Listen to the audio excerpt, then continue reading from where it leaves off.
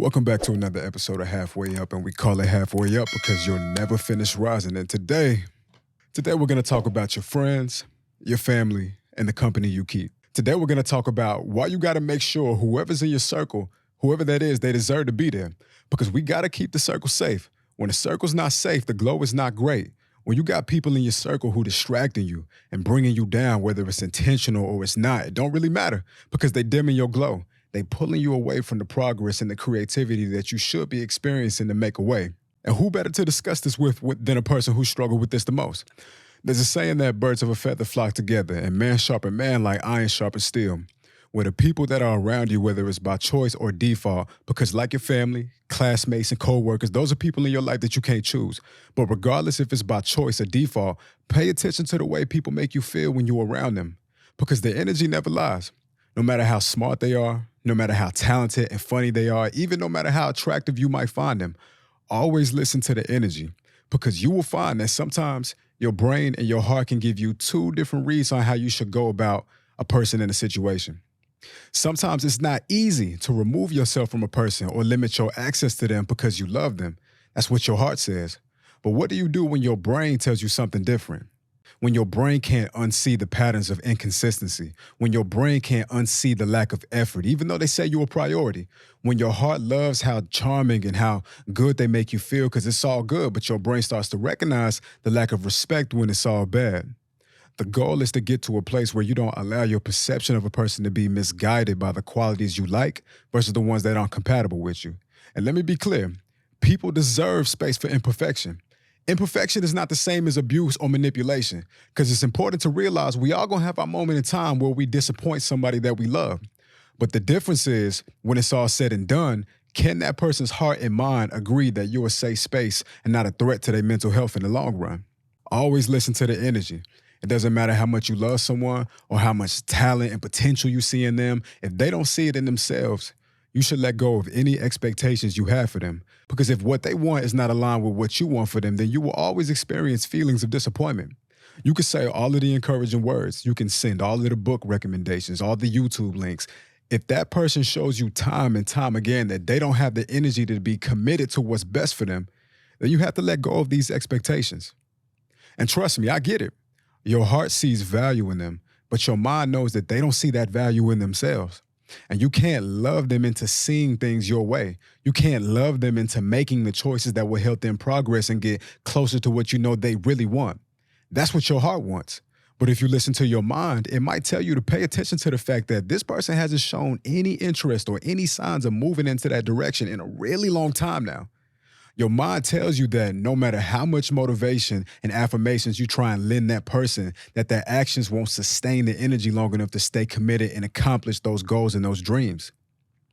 And this can be a really confusing place to be in because you don't want to stop supporting somebody you believe in.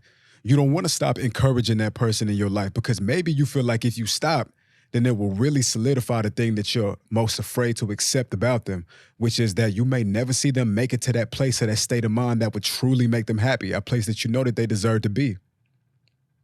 It's okay to want the best for people you love, but it's not okay to want it more for them than they show you that they want it for themselves. Any relationship where your expectations are constantly not being met is a disservice to not only them, but you too. I hate to interrupt this great message that y'all getting because I know I'm giving a lot of game to y'all, but please, if you haven't already, subscribe to the channel, leave a comment on one of the videos, like one of the videos, share it with somebody you know. You can't be the only one who need this message. Maybe somebody that you love need this message too. Leave a review, whether you like it or you love it. Doesn't really matter to me as long as you're being honest about it, but the algorithm won't help me reach other people until it sees that you're willing to engage with the content. So without further ado, please, thank you for your support, and let's get back to this video. And you shouldn't be allowing someone's actions to have such access to your peace of mind. There's an imbalance that comes from both sides that can be fixed if you can learn how to let go of your expectations and accept them for who they are and where they are. Not where you want and think they should be. Just trust the energy. If that person wants to change, then they will when they're ready. But until then, you can't allow your heart to keep you somewhere that your mind knows isn't a safe and conducive place for your mental health. Because at the end of the day, love has to be bigger than getting what you want. And at some point, you got to check your ego and ask yourself, what if their actions don't meet your expectations? Who made you God? Who made you their parents? You don't know what it's like being in their body. dealing with their emotions, dealing with their thoughts. There's a chance that they're literally doing the best they can do. And instead of you giving them the space to figure out how to overcome them, you're adding to the pressure with your disappointment and your judgment, inadvertently delaying their progress, which ironically was everything that you cared about. And that's not to make excuses for them, not at all. But you gotta find that balance. These are all things that you have to become conscious of when you're moving through life. Like, it's crazy. It's not always the opposite of people you don't fuck with that can be a threat to your peace. Sometimes it's the people that's closest to you that can drain your energy, people that you care for, people that you love, people that love you. So you got to be mindful of who you allow to have access to you at all times, because you only have so much to give in one day. And the progress of tomorrow is riding on the progress of today. There's another saying that, show me your friends and I'll show you your future. I'm a firm believer that you should always be held accountable for your own actions, no matter what your friends do or what your circle says. But I'm also a firm believer that energy is a domino effect. People can change you just by simply being around them. And it's kind of like when you hear a new song that you don't like. After a while, it keeps getting played. You hear it on the radio. You hear it in the store. The people around you keep singing the hook, and people keep quoting the lyrics on Twitter and shit. I mean, we're X now. And after a while, you might be surprised to catch yourself nodding to the beat and knowing the words your damn self, like, damn, I ain't even like this song at first. You know what I mean? Because we've all done it. We can have an opinion or a stance on something, but after enough exposure to it, you can find yourself becoming more open-minded, and not even by choice. What I'm saying is subconsciously just allowing yourself to be close to someone can affect you. Now, the question is, are the friends and the family that you surround yourself with helping you or holding you back? It's a tough position to be in. I'm not saying that it's easy, but you should limit your access to the people who consistently have poor habits, people who you know 10 years from now will continue to major in the minor things in life. No growth, no progress. You don't want to be giving more time than you should to these kind of people, because on the opposite end, what if you surrounded yourself around the people who represent everything that you aspire to be more like? You will work harder. You will feel more creative. You will feel more motivated. You will feel more just everything good that can come from it, because the people to your left and your right are doing the same thing.